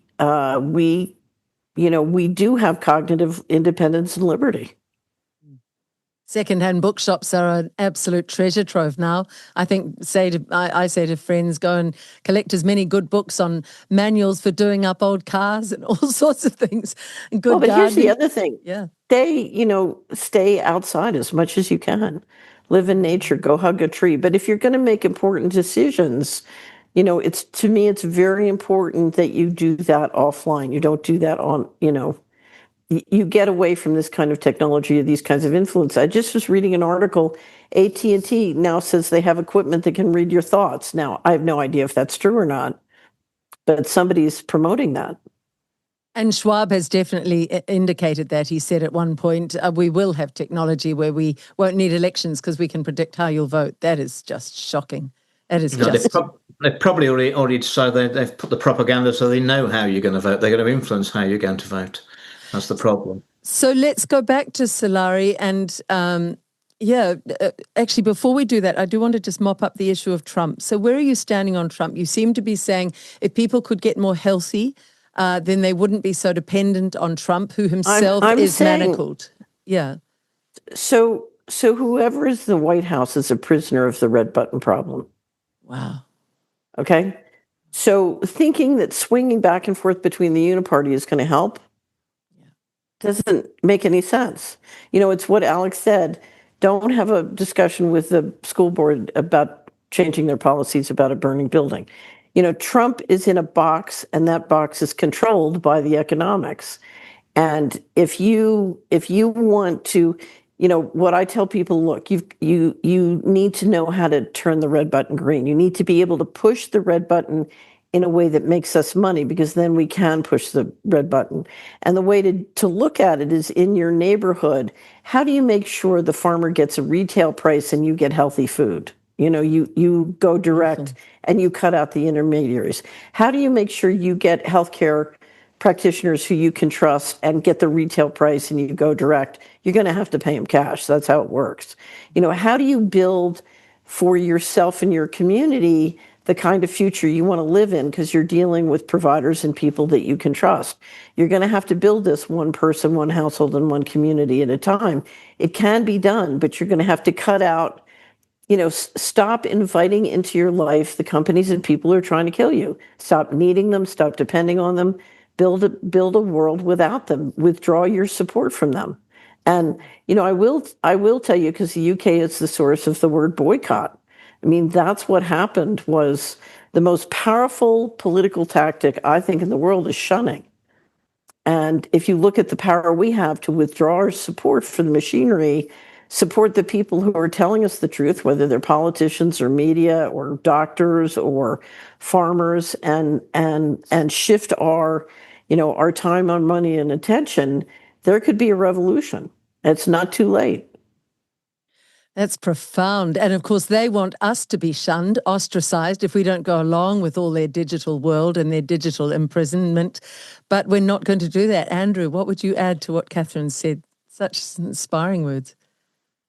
Well, we're watching the mainstream media around the world is losing credibility. More and more people are doing their own research, to quote Jimmy Dore, and that's why alternative sources of news and media are thriving. And that's made the legacy media more reliant on its funding sources, which a lot of that are the forces who are conspiring against us. So they can't let go of that narrative, and they're in a doom loop. You can see why they wanted to crack down on digital freedoms. We're going to get to the right solution as long as we can keep our freedom of speech, which is the fundamental freedom. Without that, there is no other freedom. And to have freedom of speech, you need freedom of thought. And to have freedom of thought, you need freedom of information, where you can gather and do your own research and gather the information and come to your own conclusions about matters. All of these freedoms are currently terribly under attack around the world, because the powers that be, the vested interests, know that that's going to be their undoing. And that's why we have got to fight so hard to keep those freedoms. What we're seeing is freedoms around the world are being very quickly attempted to be replaced with privileges. And the problem with privileges is that privileges can be withdrawn if you don't behave yourself how those in power deem that you should. There's one freedom above all else, and that is our freedom to have our relationship with the divine, Catherine. And I don't think it is fair to wrap up this discussion without referencing that, which you did so beautifully with Tucker. And you made such a profound point. You said divine intervention will come when we are humble enough to ask for that. I think there is a really crucial nexus for people to understand. In New Zealand here, we've been, since Helen Clark, she raced to get God out of everything in this country, raced to make it something you sneer about and deride and make people who believe in God weak. And that is changing around the world. It's a bit slow here, but definitely it's changing in America. So maybe we can finish with your words to people who are feeling desperate enough to get on their knees, or just need to know there is some other force behind this spiritual war of good and evil, Catherine. So I would say we can resonate with the divine or with the machine. That's what this is about. And so there's no middle of the road. You have to choose one or the other. And what I've found is the beauty of prayer is that when you don't know what to do or how to do it, or you're missing the insight you need, if you pray and ask for whatever help you need, it will come. And one of my favorite lines in Scripture is, "The prayers of the righteous availeth much." So pray and pray for everybody in this situation. Pray for your enemies. I litigated with the Department of Justice for 11 years. I used to pray for them all the time. And I can't tell you what an effective tactic it was. It was amazing. So there's much that can be done with prayer. We have a great prayer book at Solari. You can download it in PDF form. We're happy to send you copies for free. We don't charge money for Scripture. And there's a wonderful prayer in it. I don't know if you and Andrew know it. It's called the Deer's Cry. And it was, St. Patrick was said to pray when he would come and proselytize in Ireland to protect himself from the Druids. And it's a prayer that I use for periods of adversity. And it does wonders. But we're in a situation where, your choice is faith or fear, and you have to choose faith. Faith is where you get your power and where we find each other and get our power together. And the machine tries to put you in a fear, and it's another reason to decouple and reject the machine. Anything that's putting you in fear is not here to help you find real solutions. And if we're going to invent real solutions together, we have to do it through faith. Which is redolent of Eleanor Roosevelt. Andrew, the final word to you. She said the only thing we have to fear is fear itself. And that's really carried me through, along with good will win over evil and the truth shall set you free, which is a line from the Bible. But Andrew, your final words today. Well, we are in a spiritual war. It's not about right and left. Those are the distractions of the uni party and the illusion of choice. It's about right and wrong. And many people have come to faith over the last few years, and that's because they've seen the evil that's being perpetrated against humanity, and they know in a universe of balance there has to be a compensating force, and that is correct. Prayer is very, very powerful. That's why it's banned in exclusion areas in the UK. Around various buildings. They're looking to expand it to other buildings as well, and that's because they are scared of us. And I'm very confident that God hasn't got us this far to desert us. And I've had some very, very personally hard times over the last few years since I spoke out, and that isn't God punishing me. That's God training me, and I thank Him for it. What an incredible talk. What an incredible ending. Thank you both so much. And Alex Newman, if you're watching this, it was an honor to have you in this discussion earlier too. Please would everybody share this everywhere you can. This is a discussion to really help wake people up who haven't wanted to look in so far. They will follow this and they will join us. Thank you both. God bless. Thank you. In the last part of this interview, Catherine Austin Fitz referred to a prayer which she called the Deer's Cry. It's also known as St. Patrick's Breastplate, and it's an ancient Celtic Christian prayer. It's a prayer for protection, and it invokes divine and natural forces to ward off evil. According to legend, St. Patrick and his monks were hidden from a hostile king because the king mistook the group for a herd of deer. That's how the name, the Deer's Cry, has come. The prayer seeks protection for the body and soul from various physical and spiritual threats.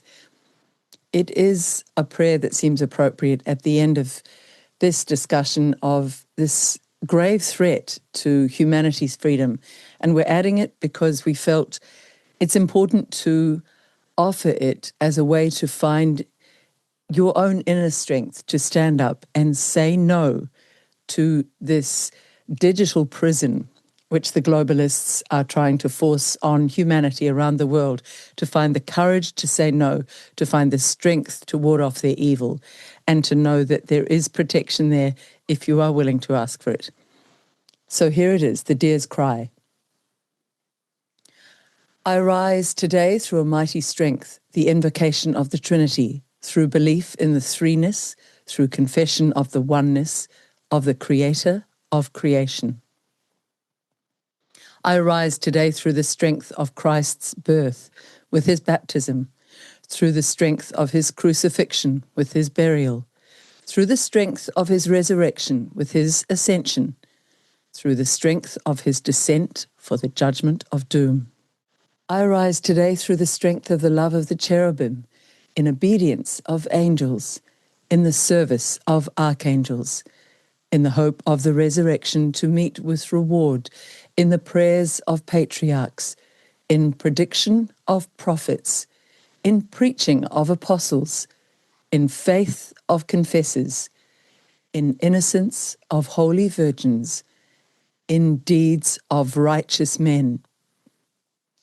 I rise today through the strength of heaven, light of sun, radiance of moon, splendor of fire, speed of lightning, swiftness of wind, depth of sea, stability of earth, firmness of rock. I arise today through God's strength to pilot me, God's might to uphold me, God's wisdom to guide me, God's eye to look before me, God's ear to hear me, God's word to speak to me, God's hand to guard me, God's way to lie before me, God's shield to protect me, God's host to save me from the snares of devils, from temptations of vices, from every one who shall wish me ill, afar and anear, alone and in a multitude. I summon today all these powers between me and those evils, against every cruel, merciless power that may oppose my body and soul, against incantations of false prophets, against black laws of pagandom, against false laws of heretics, against craft of idolatry, against spells of women and smiths and wizards, against every knowledge that corrupts man's body and soul. Christ, to shield me today against poisoning, against burning, against drowning, against wounding, so there come to me abundance of reward. Christ with me, Christ before me, Christ behind me, Christ in me, Christ beneath me, Christ above me, Christ on my right, Christ on my left, Christ when I lie down, Christ when I sit down, Christ when I arise, Christ in the heart of every man who thinks of me, Christ in the mouth of everyone who speaks of me, Christ in the eye of everyone that sees me, Christ in every ear that hears me. I arise today through a mighty strength, the invocation of the Trinity, through belief in the threeness, through confession of the oneness, of the Creator of creation. The power of that prayer is incredible, as you can feel, as you can hear, as you can witness.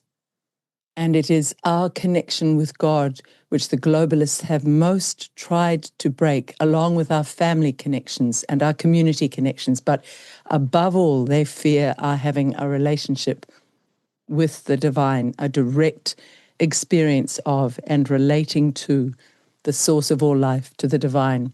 If you would like to hear a sung version of this prayer, we'll put it in underneath this interview. I hope this brings you great comfort in these challenging and difficult times, which, as we've heard today in this interview, we will get through, but not without some turbulence.